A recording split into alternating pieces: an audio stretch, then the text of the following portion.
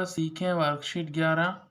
गतिविधि का नाम बोलो कितना बचा, उपअवधारणा घटाना। घटाने को हम एक उदाहरण के द्वारा समझते हैं। मान लीजिए हमारे पास 3 सिक्के हैं, एक 10 का सिक्का है, एक 5 का सिक्का है और 1 रुपये का सिक्का है। ये सब मिलाकर हमने रख रखे हैं, मतलब इनको हमें आपस में जोड़ना है। तो 10, 5, 15 और 1 16। 16 रुपये हैं हमारे पास टोटल। अब इसमें से हम 5 रुपये अगर किसी दूसरे को दे दें, ये है 5 रुपये और हमने यहाँ से ये है 5 रुपये किसी दूसरे को दे दिए, तो अब ये जो 16 हैं, अब पहले 16 थे ये, अब ये 16 से कम बचा कि ज़्यादा बचा? तो निश्चित रूप से हमने किसी दूसरे को दे दिया है तो कम बचा। अब कितना कम हुआ? तो इसमें से हम जानते हैं हमने 5 कम कर दिया है। तो जो कम करा है या दूसरे को दे दिया है, वो चीज़ को हम बोलेंगे हमने उसको घटा दिया है। किसी दूसरे को दे देना मतलब घटा देना। तो हम घटाएंगे 6 में इकाई की सीध में इकाई को लिखेंगे। 6 में से 5 को घटाया 1 और 1 के नीचे कुछ भी नहीं है, तो यहाँ पर 1 पूरा आ जाएगा। इस प्रकार से हमारे पास जो बची हुई राशि है वो है 11। तो इस प्रकार से घटाने का मतलब होता है हमारे पास जो भी चीज़ है उसमें से किसी दूसरे को दे देना, और जितनी भी चीज़ हम देते हैं उसको कम कर देते हैं। यहाँ हम उदाहरण हल करके समझते हैं। 9 का स्थान इकाई, 4 का स्थान इकाई। तो स्थान का विशेष ध्यान रखना है। घटाते समय हमें इस इकाई में से इकाई को घटाएंगे, तो 9 में से हम 4 को घटाएंगे तो आएगा 5, और यहाँ 1 का 1 ही 1, क्योंकि नीचे कोई भी संख्या नहीं थी। 8 में से 6 को घटाएंगे तो 2, और 5 का 5 ही 5 आ गया। इसी प्रकार से 5 में से जब हम 2 को घटाते हैं तो 3 बचेंगे, और 4 का 4 रहेगा यहाँ पे। 6 में से 6 को घटाया 0, और 6 में से यहाँ कुछ भी नहीं घटाया तो 6 पूरा आ जाएगा। इसी प्रकार हम सारी सवालों को हल कर लेंगे। नीचे यहाँ पे दिया हुआ है, यहाँ पे जो क्षैतिज घटाना दिया हुआ है, यहाँ पे हमें ध्यान रखना है यहाँ पे हमें ध्यान रखना है इकाई के स्थान में से इकाई के स्थान को घटाना है। 6 का स्थान इकाई है, तो यहाँ पे हम बड़ी संख्या जो है 13, उसमें 3 का स्थान इकाई है, तो हमें यहाँ से घटाना है। लेकिन हम जानते हैं 3 में से हम 6 को नहीं घटा सकते, क्योंकि 6 बड़ा है। तो हम 13 में से 6 को घटाएंगे, तो 13 में से 6 को जब हम घटाएंगे तो आएगा 7। इसी प्रकार से 5 में से 4 को घटाएंगे तो 1 आएगा, और 7 वैसा की वैसा ही आ गया। 7 में से 7 को घटाएंगे तो यहाँ 0 आएगा, और 8 का 8 ही 8। घटाने के सभी सवालों को इस प्रकार से हम आसानी से हल कर सकते हैं। 6 में से हम 4 को घटाएंगे तो आएगा 2, और 7 में से यहाँ कुछ भी नहीं है तो 7 का 7। 3 में से 2 को घटाया तो 1, और 5 वैसे की वैसे ही आ जाएगा। यहाँ पर अब हम देख रहे हैं इकाई के स्थान पर 3 है और यहाँ पर 9 है, तो 3 में से 9 को हम नहीं घटा सकते, क्योंकि 9 बड़ी संख्या है। तो ये 9 से इधर दहाई के स्थान पर मौजूद 9 से उधार लेंगे, तो यहाँ पे 9 का स्थान दहाई है, तो जब ये 3 को देगा तो इसे 10 इकाई देगा है, तो 10 इकाई और 3 इकाई इसके पास पहले से मौजूद हो। तो 13 में से हम घटाएंगे 9, तो यहाँ आएगा 4, और यहाँ 1 दहाई कम हो गई है, तो 8 दहाई में से हम 3 दहाई को घटाएंगे तो यहाँ पे आएगा 5। 2 में से 1 को घटाएंगे तो यहाँ आएगा 1। 6 में से 1 को घटाएंगे तो यहाँ आएगा 5। 8 में से 0 को घटाएंगे तो यहाँ आएगा 8, और 3 का 3। इसी प्रकार से अन्य सवालों को हम कर लेंगे। सभी सवालों को हमने घटा लिया है। सभी सवालों को हमने इसी प्रकार से हल कर लिया है। आओ करें और सीखें वर्कशीट 12। गतिविधि का नाम है बोलो कितना बचा, उपअवधारणा घटाना। 2 अंकों की संख्या का घटाना। यहाँ पर हम देख सकते हैं इकाई के स्थान पे 4 है और यहाँ 5 देना है हमको।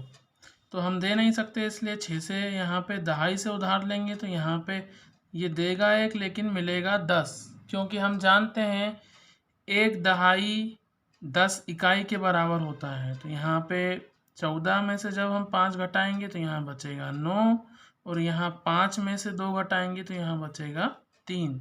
इसी प्रकार से ये हासिल लेगा दहाई से, तो 16 में से 8 घटाएंगे तो 8, और 6 बचे, 6 में से 3 घटाएंगे तो 3, 6 में से 6 घटाए तो 0, और 5 में से 3 घटाए तो 2। अन्य सवालों को इसी तरह से हम हल कर लेंगे। हमने सभी सवालों को हल कर लिया है। जैसा कि यहाँ पे दिया गया है, आप तीलियों के बंडल बना के भी इन सवालों को आसानी से हल कर सकते हैं। यहाँ शाब्दिक प्रश्न है, एक विद्यालय में कुल 129 बच्चे हैं, इनमें 48 लड़के हैं, तो लड़कियों की संख्या बताइए। तो कुल में से हम लड़कों की संख्या को कम कर देंगे तो बची हुई संख्या लड़कियों की होगी, यानी कि सवाल में हमें घटाना है। इसको हम हल कर लेते हैं।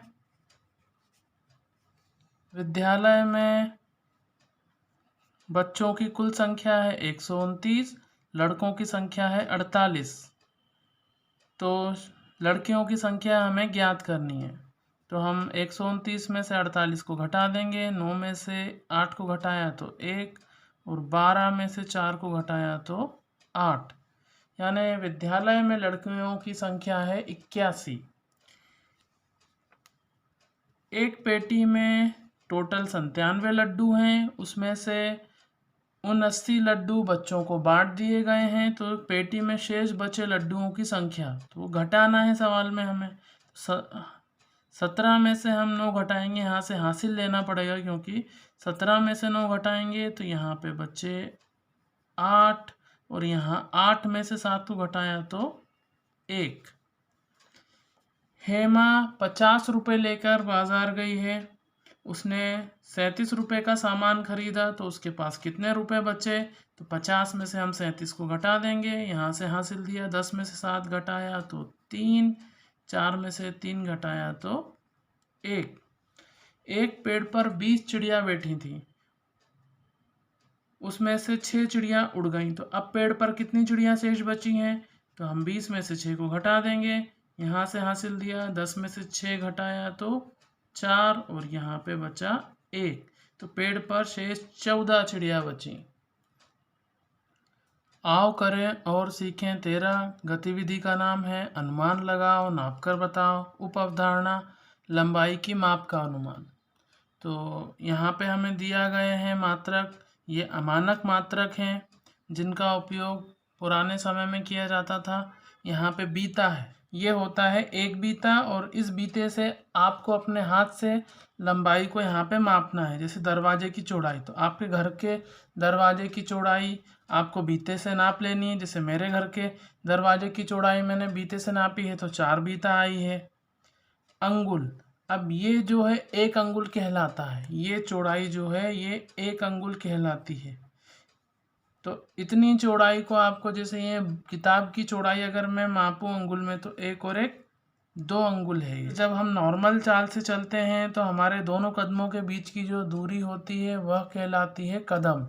तो इस प्रकार से आपको अपना जो हाथ का बीता है, अंगुल है और कदम है, उससे इन लंबाइयों को माप के लिखना है। इसी प्रकार लंबाई को आप बीता, अंगुल, पेंसिल आदि में नापकर आसानी से लिख सकते हैं। आओ करें और सीखें वर्कशीट 14 गतिविधि का नाम अनुमान लगाओ, नापकर बताओ। उप अवधारणा लंबाई की माप का अनुमान।